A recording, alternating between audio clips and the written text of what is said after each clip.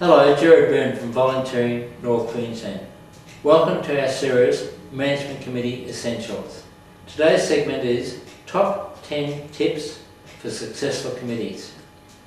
I always find that it helps committees to have a real focus on what they do and how they run their activities.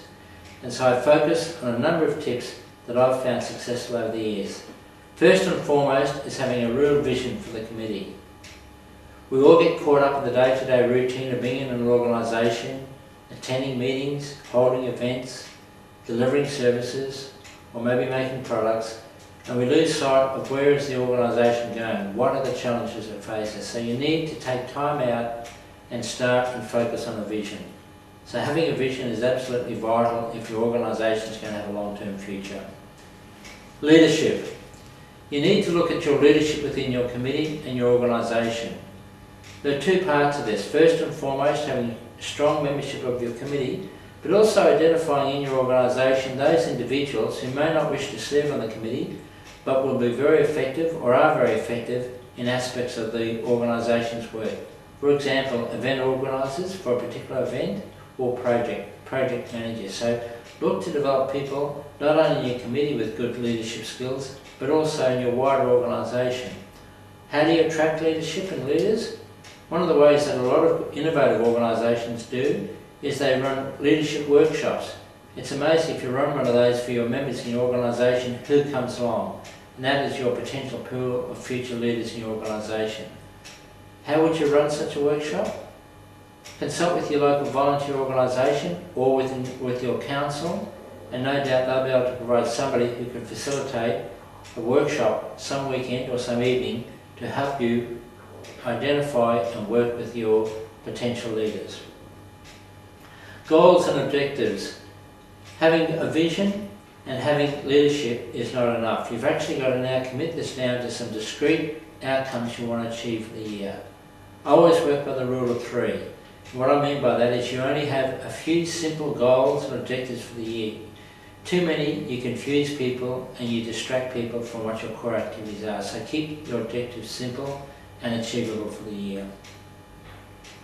Next, look at having a business plan.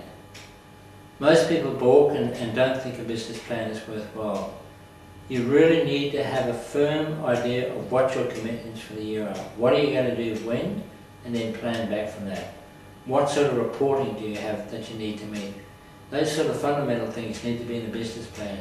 Your financials, your marketing plan, that type of information. So that you can set down an events log for the year called an operational plan.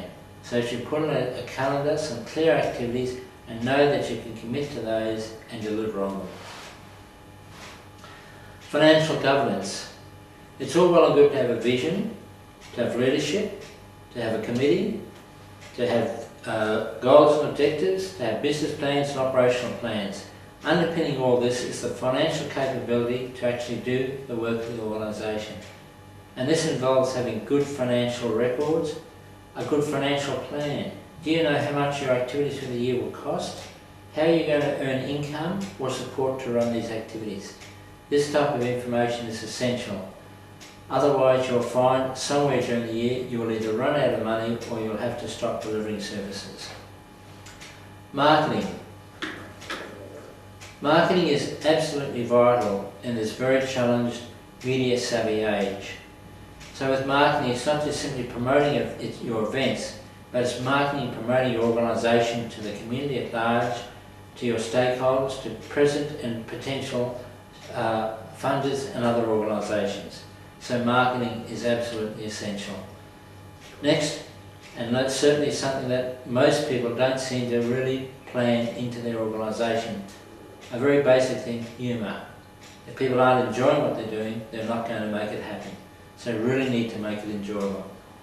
And last but not least, good reporting mechanisms. That is monthly, quarterly, half-yearly, and most importantly, in your annual report.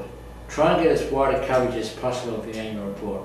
Some of the things I do with organisations is that I focus on getting a good basic annual report together, but I then put it on some software called SlideShare, and then you can distribute it from there across to things like Facebook, Twitter and LinkedIn to get your brand and your organisation the recognition it deserves.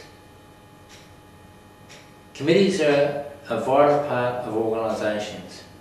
You need to have some key steps that you follow with your committee to ensure its success. Some of these tips I've shared with you today, and I wish you all the best for the future.